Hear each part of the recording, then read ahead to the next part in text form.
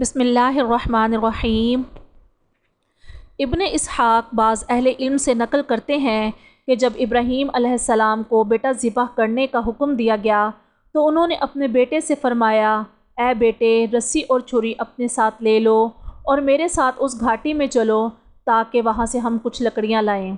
اس وقت تک اصل حقیقت سے آگاہ نہ کیا تھا۔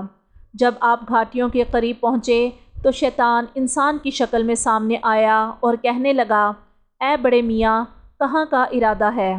حضرت ابراہیم علیہ السلام نے فرمایا، میں ان گھاٹیوں میں اپنی کسی ضرورت کی وجہ سے جا رہا ہوں۔ شیطان بولا، اللہ کی قسم، خواب میں آپ کو کوئی شیطان ملا ہے جس نے تجھے اپنے بیٹے کو ذبح کرنے کا حکم دیا ہے اور اب تم اسے ذبح کرنا چاہتے ہو۔ ابراہیم علیہ السلام سارا معاملہ سمجھ گئے اور فرمایا کہ مجھ سے دور ہو جا، اے اللہ تعالیٰ کے دشمن، میں اللہ کے حکم پر عمل کروں گا۔ جب ابلیس یہاں سے نا امید ہوا تو اسماعیل علیہ السلام کے پاس جا پہنچا، جو پیچھے رسی اور چھری لے کر آ رہے تھے، اور کہا کہ لڑکے، کیا تجھے معلوم ہے کہ تجھے تیرا باپ کہاں لے جا رہا ہے؟ اسماعیل علیہ السلام نے جواب دیا کہ گھاٹیوں میں لکڑیاں جمع کر رہا ہے۔ شیطان نے کہا کہ اللہ کی قسم، وہ تجھے ذبح کرنے کے لیے جا رہا ہے۔ اسماعیل علیہ السلام نے پوچھا کہ وہ مجھے ذبح کرنا کیوں چاہتا ہے؟ شیطان نے کہا کہ اس کا خیال ہے کہ اسے اس کے رب نے حکم دیا ہے۔ اسماعیل علیہ السلام بولے، تو پھر اللہ کے حکم کے سامنے سر تسلیم خم ہے۔ شیطان جب یہاں سے بھی نا امید ہوا تو گھر میں حضرت ہاجرہ رضی اللہ تعالی عنہا کے پاس گیا اور کہا کہ اسماعیل کی ماں، کیا تجھے معلوم ہے کہ ابراہیم علیہ السلام اسماعیل کو کہاں لے کر گئے ہیں؟ شیطان نے کہا، وہ اسے ذبح کرنے کے لیے لے گئے ہیں۔ ہاجرہ رضی اللہ تعالی عنہا نے فرمایا کہ ہرگز نہیں، ابراہیم بہت محبت کرنے والا ہے۔ شیطان نے کہا کہ لیکن وہ یہ سمجھتا ہے کہ اسے اس بات کا حکم اسے اس کے رب نے دیا ہے۔ حضرت ہاجرہ رضی اللہ تعالی عنہا نے فرمایا کہ اگر اللہ تعالیٰ کا حکم ہے تو اللہ کی اطاعت کرنا ضروری ہے۔ اللہ کا دشمن ابلیس غصہ کی حالت میں واپس لوٹ آیا اور اسے اپنے مقصد میں ناکامی ہوئی۔ ابراہیم علیہ السلام اور ان کی آل اللہ تعالیٰ کی مدد سے شیطان کے جال سے بچ گئے۔ ابراہیم علیہ السلام جب اسماعیل علیہ السلام کو لے کر گھاٹی میں پہنچے تو اس وقت فرمایا، اے میرے بیٹے، میں نے خواب میں دیکھا ہے کہ میں تجھے ذبح کر رہا ہوں، اب تمہاری کیا رائے ہے؟ بیٹا بولا، اے ابا جان، آپ کو جس چیز کا حکم دیا گیا ہے آپ وہ کر گزریں، انشاءاللہ آپ مجھے صبر کرنے والوں میں سے پائیں گے۔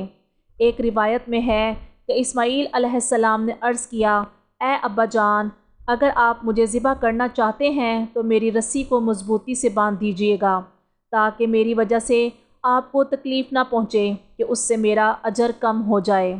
موت کی سختی شدید ہے اور مجھے اس بات کا یقین نہیں کہ میں اس وقت نہ پھڑ پھڑاؤں، اور چھری کو تیز کر دینا تاکہ آپ مجھے آسانی سے ذبح کر دیں، اور جب ذبح کرنے لگیں تو مجھے پیشانی کے بل لٹا دینا، چہرے کے بل نہ لٹانا، کیونکہ مجھے اس بات کا خطرہ ہے کہ اگر آپ نے میرے چہرے کو دیکھ لیا تو اللہ تعالیٰ کا حکم پورا نہ کر سکیں گے، اور میری قمیض کو اچھی طرح لپیٹ دینا، ورنہ خون کے چھینٹے اس پر پڑے تو میری والدہ کو بہت غم ہوگا۔ ابراہیم علیہ السلام نے فرمایا، اے میرے بیٹے، اللہ تعالیٰ کا حکم پورا کرنے میں تم میرے بہترین مددگار ہو۔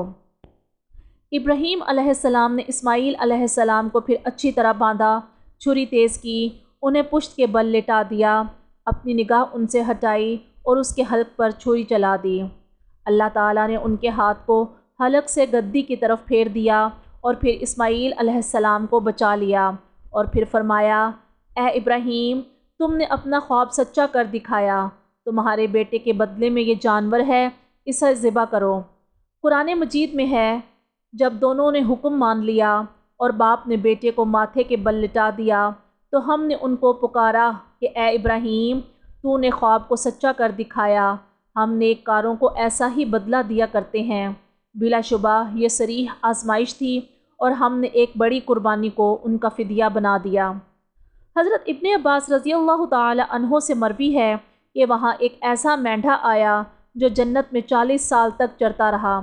ابراہیم علیہ السلام نے اپنے بیٹے کے ذریعے اس کو پکڑا اور پھر اسے جمرہ اولا لے گئے، وہاں 7 کنکریاں ماریں، پھر جمرہ وسطیٰ میں آئے، وہاں 7 کنکریاں ماریں، پھر جمعہ کبریٰ میں آ کر 7 کنکریاں ماری، پھر اس جانور کو مینا میں لے گئے اور وہاں اسے ذبح کیا۔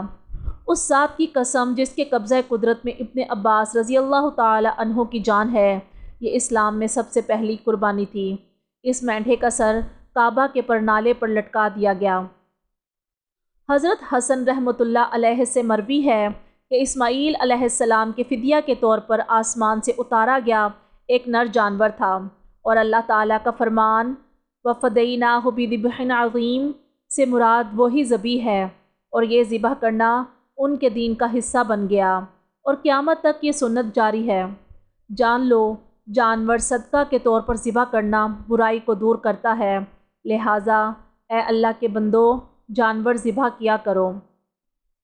حضرت اکرمہ رضی اللہ تعالی عنہ سے روایت ہے کہ جب باپ بیٹا دونوں اللہ تعالیٰ کے حکم کے آگے جھک گئے، بیٹا ذبح ہونے کے لیے اور باپ ذبح کرنے کے لیے تیار ہو گئے، تو بیٹے نے کہا کہ اپنی نگاہ مجھ پر سے ہٹائیں تاکہ مجھے دیکھنے سے آپ کو رحم نہ آ جائے، اور چھری کو میرے نیچے رکھیں کہ چھری کو دیکھ کر میں نہ گھبرا جاؤں، اور پھر اللہ تعالیٰ کا حکم پورا کیجیے۔ اسی کا نقشہ قرآن مجید میں یوں بیان کیا گیا ہے کہ فَلَمَّا أَسْلَمَا وَتَلَّهُ لِلْجَبِينِ وَنَادَيْنَاهُ أَن يَا إِبْرَاهِيمُ قَدْ صَدَّقْتَ الرُّؤْيَا إِنَّا كَذَلِكَ نَجْزِي الْمُحْسِنِينَ۔ ابراہیم علیہ السلام پر آنے والے اہم ترین امتحانات یہ ہیں: نمبر 1 نمرود سے مقابلہ، نمبر 2 آگ میں کود جانا، نمبر 3 بچے کا ذبح کرنا، نمبر 4 بیت اللہ کی تعمیر اور مناسک حج۔ قرآن کریم میں اسی کی طرف اشارہ کرتے ہوئے یہ بیان فرمایا گیا ہے، جب ابراہیم کے پروردگار نے چند باتوں میں اس کی آزمائش کی تو وہ ان میں پورے اترے۔ بعض علماء کرام کا ان امتحانات کی تعداد میں اختلاف ہے، بعض کے نزدیک یہ کل 30 ہیں۔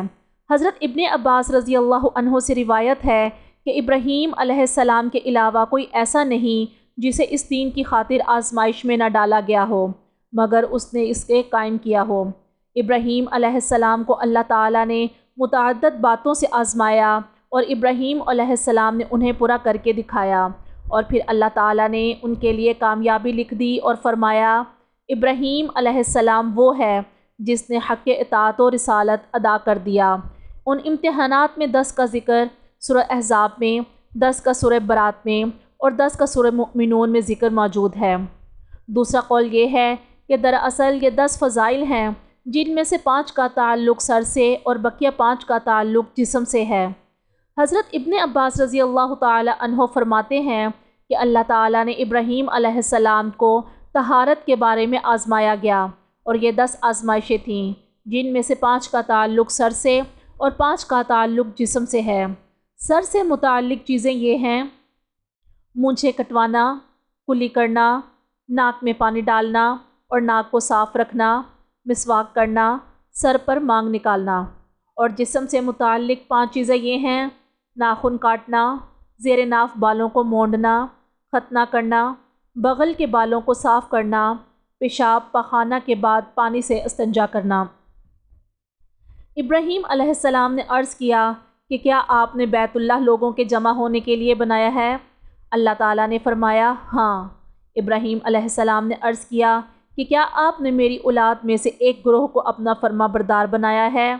اللہ تعالیٰ نے فرمایا ہاں۔ پھر عرض کیا کیا آپ نے ہمیں طریقہ عبادت سکھایا اور ہماری توبہ قبول کی؟ جواب ملا ہاں۔ عرض کیا کہ کیا آپ ایمان لانے والوں کو اس شہر کے پھل عطا کریں گے؟ جواب ملا ہاں۔ امتحان سے مراد یہ ہے کہ اللہ تعالیٰ نے آپ کو یہ فرمایا میں تجھے لوگوں کا پیشوا بناؤں گا، اور حج کے مناسک بھی امتحان میں داخل ہیں۔ ابن عباس رضی اللہ تعالی عنہ سے مروی ہے کہ اس کے علاوہ بیت اللہ کی تعمیر بھی اس میں شامل ہے۔ نیز مناسک حج، مقام ابراہیم، بیت اللہ کے پاس رہنے والوں کے لیے رزق کا انتظام، اور ابراہیم کی اولاد میں حضور اکرم صلی اللہ علیہ وسلم کا پیدا ہونا بھی اس میں شامل ہے۔ خلاصہ یہ ہے کہ جب اللہ تعالیٰ نے دیکھا کہ ابراہیم علیہ السلام نے ہر امتحان میں صبر کیا، اپنے فرائض کو حسن خوبی سے انجام دیا، بلکہ اللہ کی محبت کو سب کی محبت سے زیادہ جگہ دی، تو اللہ تعالیٰ نے آپ کو اپنا خلیل بنا لیا اور بعد میں آنے والوں کے لیے پیشوا بنا دیا، اور آپ کی اولاد میں نبوت، کتاب اور رسالت کو جاری فرمایا، آپ کو عظیم مقام اور حکمت عطا فرمائی۔ آپ کی اولاد سے نیکوکار، سردار اور قیادت کرنے والے لوگ پیدا کیے۔ جب بھی ان میں سے کوئی فوت ہوتا تو اللہ تعالیٰ دوسرے کو بھیج دیتے اور ان کا ذکر آئندہ نسلوں میں باقی رکھا۔ آنے والے تمام لوگ ان کے پیچھے چلے اور اللہ تعالیٰ نے انہیں دنیا و آخرت میں عزت عطا فرمائی۔